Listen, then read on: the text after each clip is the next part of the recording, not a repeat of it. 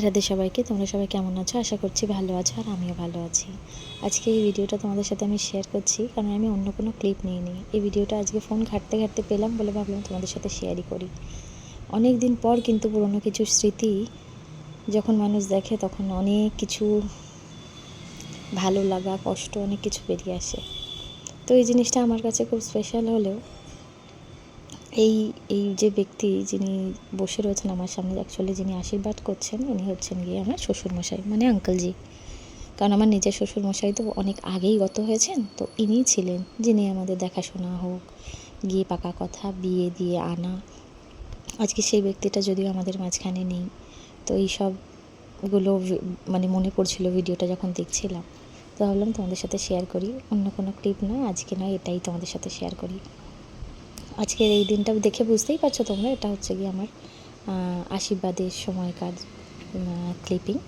তো এখানে যেহেতু আমি একমাত্র হিন্দিভাষী, মানে মিডিয়েটার বলতে গেলে আমিই ছিলাম, যাকে মোটামুটি সব কিছু বুঝিয়ে দিতে হচ্ছিলো, কারণ অন্য সবাই হিন্দি বুঝলেও বলতে পারতো না, সেই জন্য আমাকেই সব কিছু বলে বলে দিতে হচ্ছিলো। এনাদের সাথে এনারা অনেকটা অন্যরকম কালচারের হলেও আমার সাথে কিন্তু এনারা অনেকটাই ফ্র্যাঙ্ক, কারণ আমার কখনো কথা বলতে গিয়ে ভাবতে হয়নি যে আমি এরকমভাবে কথা বলবো, বা বিয়ের ব্রাইড যেমন চুপচাপ থাকে, কথা বলে না, চোখ নিচু, এরকম আমার সাথে কিছুই হয়নি, কারণ আমাকেই সব কিছু বলে দিতে হচ্ছিলো। তো সেই জন্য আমাকে অনেকটাই অ্যাক্টিভ থাকতে হয়েছে। আমার বোন তো সাথে করে ছিলই।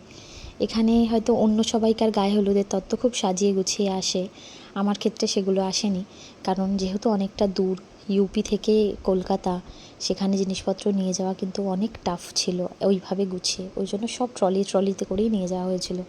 এখানে যত কিছু চোখে দেখা যাচ্ছে, এগুলো কিন্তু সবই আমার গায়ে হলুদের তত্ত্ব।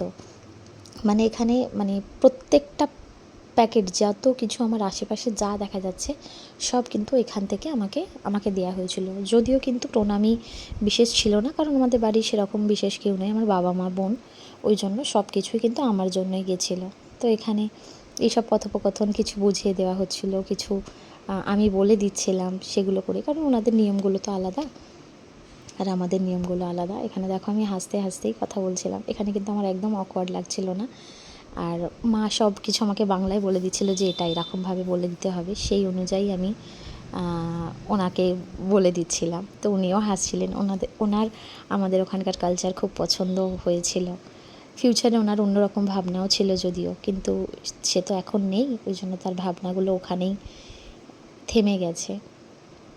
তো